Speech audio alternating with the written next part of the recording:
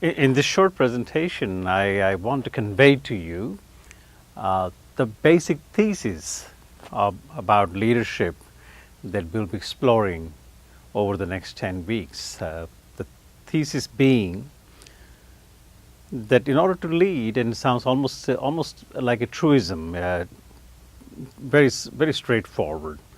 In order to lead people from point A to point B, whether those be physical locations or emotional locations or psychological locations, in order to move people or have people follow you from point A to point B, I have to be able to see for myself the way forward.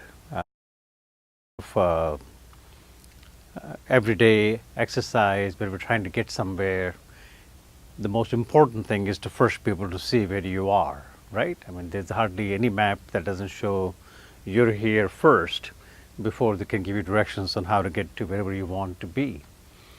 So being able to see where we are and truly and clearly and objectively sounds like a natural thing that most of us take for granted. You know, we all sort of feel that, of course, I see where I am, or if it's in the case of an industry or an organization, I sort of know where we are, how we're doing financially, what the overall morale feels like in the company. Do people understand their roles fairly clearly? Why I sort of know what's going on in the industry, who my competitors are, who the potential and the current customers are, the market segments I'm trying to address. So all of that sort of collectively forms a viewpoint that I have as a leader of an organization.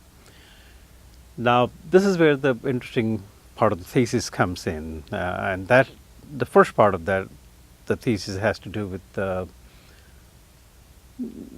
coming to accept the fact that we really don't see what's actually out there or at any given point in time. We may think we do, but in reality, our worldview or our viewpoint or whatever does not necessarily reflect how things truly are. We project that there is a whole complex mix of projections that we make upon what we look at based on prior experiences, based upon what I want to see, and therefore that colors and shapes what I do end up seeing. A set of beliefs that I may have had, and you may have heard the old adage, seeing is believing. Well, it's just as true that believing is seeing. So the belief systems I have, the prior experiences and associations, the wishful thinking kind of anticipations of what I want to see, all of that collectively changes what I see as to where we are. And that's where most of the major blunderous calls get made by leaders. You know, leaders make strategic decisions to move the organizations, say, from one technology to another, or from one way of doing business to another. And if you don't see where we are as an organization to begin with, or where we are as an organization in the industry or in the economy to begin with, we may make the wrong call. And the history of corporations that have come and gone are filled with evidence that we quite often make the wrong calls as leaders. And the consequences are, of course, serious. Companies like Enron go out of business almost overnight, putting thousands out of work, bankrupting a bunch of shareholders, and some terrible consequences. When a corporation goes under, or any organization goes under, there's a ripple effect of adverse consequences that everyone has to partake in. So So the first point of this of the thesis we can explore is that we really don't quite see as things truly are. What we see is another construction altogether of what's out there, perhaps in reality, with what's in here, and there's an interesting mix of the two that forms our worldview or our viewpoint. So the question becomes, in order to lead, how do I get myself to actually see where we are as individuals part of a community or part of a larger system of some sort, and that as being part of larger, something even larger, and all of that, right? So how do we actually objectively see where we are? That begins with accepting the fact that we don't. And then the next question becomes, are there any ways to circumvent all of that which corrupts my view of how things truly are?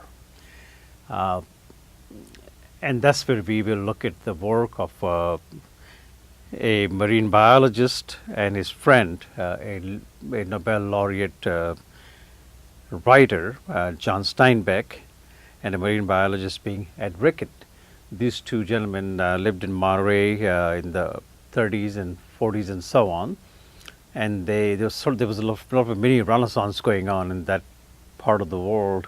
There were a bunch of well-known artists and writers and songwriters and poets who had a lot to do with what Ed Rickett and John Steinbeck came up with in the form of a brief essay on something that they chose to call non-teleological thinking.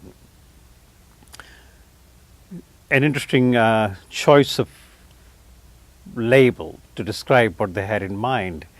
Somewhat of a mouthful, but upon closer examination, you'll see why it made sense to call it that. Their basic tenet was that part of what corrupts our seeing process is that we approach most things with a teleological viewpoint. When we walk up to a table, for example, or a tree or whatever, or we see an event happen. I get up in the morning and I have a headache. Our seeing process begins with asking the question, why do I have a headache this morning? I wonder what happened. What might have caused it? If I walk up to a tree or a table, my first thought is looking at it from the viewpoint of what purpose does it serve. A table is something to write on or eat on, or it provides a surface at the right level so I can do a bunch of stuff on it, the kind of things that would be hard to or awkward to do otherwise. So our normal process of seeing begins with the teleological question: what's the purpose of something, or why so? And right there we begin to go off track. That's where the corruption of the seeing process begins, with that question why, or to what purpose. And that's why they felt like there's another way to approach things, and that of course it's almost too deeply ingrained in us to begin the seeing process in any other way.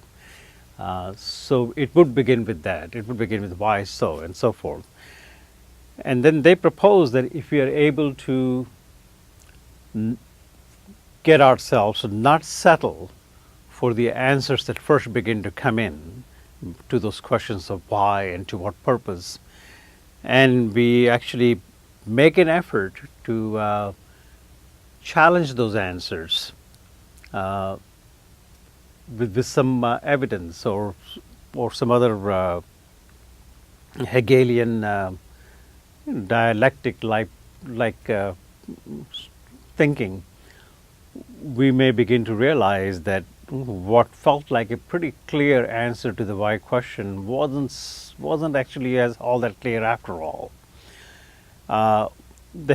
So going through Hegelian dialectic life phase, where the answer comes up, let's say, for example, why do I have a headache this morning? Well, I had too much red wine to drink last night. Sounds like a very logical explanation, and most of the time we would sort of settle for that and kind of tell ourselves, well, next time I'm going to watch how much of red wine I drink before I go to bed. However, if I were to choose not to settle for that answer and tell myself, well, wait a minute, there have been other times I've had a lot of red wine and gone to sleep and gotten up in the morning just fine. So it couldn't just be that. What else might have been going on that would explain for this headache this morning? So what I'm doing by challenging that first explanation that sounded very logical, and I could have just stopped there, now begins to go a little wider inquiry, and I begin to sort through other things that have happened that may have contributed to this headache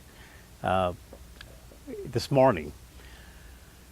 So that takes me to the next stage in the process, where I begin to now go wider and explore all sorts of other things, and it may even take me to areas that at first may not seem very relevant to having a headache this morning, and yet, if I continue to search without too much, without constraining myself by things like relevance or the fact that I have to come up with an answer that makes sense, if I choose not to use any of those constraints to narrow my search, I now begin to get outside of myself and all of that cognitive load that I carry in my brain that corrupts what I see, and I get more and more immersed into what it is that I'm looking at. You sort of have to experience that. I mean, and as I begin to immerse into what's out there, can I immerse myself into what's out there? There's a very interesting emotional response that begins to get generated. It becomes increasingly uncomfortable, increasingly uncertain that I would ever really have an answer to the question I started out with. Somewhat of a weird sense of what Steinbeck calls dangling out there in space, so to speak. And then comes along the third stage, which probably is the most frightening stage of all, that I begin to get so immersed in what it is I'm looking at that my sense of self is no longer a self that I'm aware of that's looking at what's out there. I increasingly become what's out there. I dissolve into what's out there, much like many of those Oriental artists who used to have a tradition in the old days of not applying a single stroke of paint on canvas until they felt like they had become one with the landscape they were trying to capture in paint. Maybe it's the same kind of process that drove an artist like Van Gogh crazy. He was not just trying to paint a meadow. He wanted to paint a meadow as it actually was, and not how we normally look at a meadow. Anyway, so this last stage is truly frightening, because you can even call it a form of little death. It's a total dissolution of any sense of self. It's almost exactly the opposite of how we are normally told to look at things, and that is as an outsider, as an objective, rational outsider.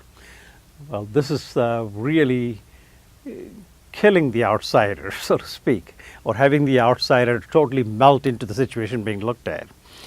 And that's what Steinbeck and Ed Rickett came up with as their response to our earlier question, or at least a proposition or thesis, that we are only able to actually see how things are when we lose ourselves. We engage with that situation in such an intimate way that the self is no longer there looking at it.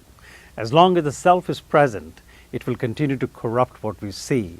And if you're not able to see where we truly are, or where we are in reality, any idea of leading people from there to someplace else could be disastrous, or